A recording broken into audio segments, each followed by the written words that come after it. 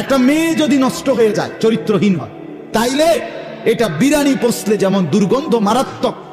ভাত তো পুরান ভাত, রাইতের ভাত সকালে ভিজাইয়া পানি দুইয়া খাওন যায়, কিন্তু বিরানি কোনো খাওন যায় না। বিরানি যেমন পচে দুর্গন্ধ, এলাকার থেকে এটা সরাইতে হয় বিরানির পোটলা।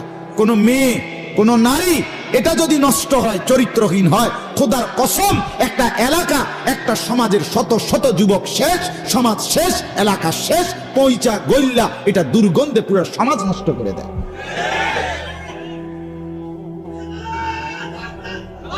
এটা খেয়াল করার বিষয়, এটা জরুরি, এটা জরুরি। এক বেহায়া নারী সাংঘাতিক।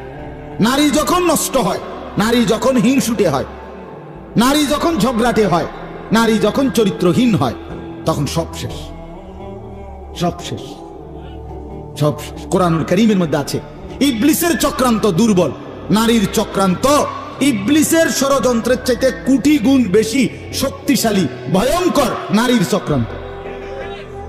আর ঠিক না কইলেও ঠিক না, এটা কোরআন শরীফের আয়াত। হ্যাঁ হ্যাঁ, এটা কোরআনের আয়াত। ইন্না কাইদাকুন্না আযীম। কোন বেড়ি যখন সিদ্ধান্ত নেয়, তুই বেড়া কেমনে তোর বাপের লগে মাল লগে ভাই বেড়াদর লইয়াস থাকবি আমি দেখুম, এই শেষ। কথা বুঝেন নাই আপনি? কোন মেয়ে মহিলা যখন সিদ্ধান্ত নেয়, আমি তেজ আমাইরে তুই বেড়ারে আমি দেখাই দেব, তুই কেমনে তোর মা বাপ লইয়া থাকস, এবার যে কোনো মূল্যে শেষ, পুরা ফ্যামিলি তছনছ। নারী যখন হিংসুটে হয়, নারী যখন ঝগড়াটে হয়, নারী যখন নিকৃষ্ট হয়, চরিত্রহীন হয়, বিশ্বাস করেন এটা পুরা সমাজ নষ্ট করে দেয়, পুরা ঘর শেষ করে। কত মানুষের সংসার, কত মানুষের জীবন, আহা, জীবনের সাজানো সব কিছু এলোমেলো করে দিছে একটা অসৎ নারী। 26 বছর বিদেশ করছে, 16 বছর বিদেশ করছে, 18 বছর বিদেশ করছে, বেচারা রক্ত পানি করে ঘাম ছড়াইছে, তার কলজাটা জাগাত নাই, বুকটা মাটিতে লাগিয়া গেছে টাকাগুলো মিলাইতে গিয়া। প্রখর রৌদ্রের মধ্যে বিদেশের জমিনে কষ্ট করে টাকা কামাই করছে। কিন্তু অসৎ নারী যদি হয়ে বিবি, তাইলে আয়সা দেখবে 18 বছর পরে কিচ্ছু নেই, 20 বছর পরে কিচ্ছু নেই। এজন্য এটা বড় গুরুত্বপূর্ণ। ছেলেদেরকে বলি, বা এটা মনে রাখো, তুমি কোনো মোবাইলের লগে সংসার করতে না, শেষ পর্যন্ত ফেসবুক তোমার স্ত্রী না।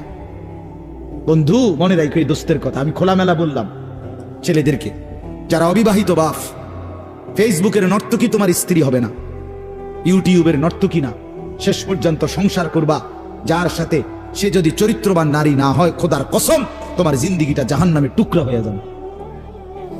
যার স্ত্রী অসৎ, যার বউ পরে বইছে অসৎ, মনে রাখো তুমি শেষ, তোমার আর জীবনে কোনোদিন আর মাটির থেকে উঠতে পারতা না, আর নিচের থেকে উঠতে পারতা না।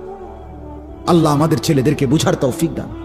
অনেক ছেলে বুঝতেছে না, এটা রঙের গুড্ডি উড়াইতে আছে, বুঝেন না কথা। বিবাহ বহির্ভূত প্রেম, বিবাহের আগের প্রেম, যে এটা নিয়ম যে বিবাহের আগে কেউ প্রেম করিলে মেয়েও ছেলের কোনো দোষ ধরে না, ছেলেও মেয়ের কোনো দোষ ধরে না, কারণ তো প্রেম, এটা তো অবৈধ। এই জন্য হ্যাঁ কেমন আছো, আচ্ছা এ কুয়া, বুঝেন না।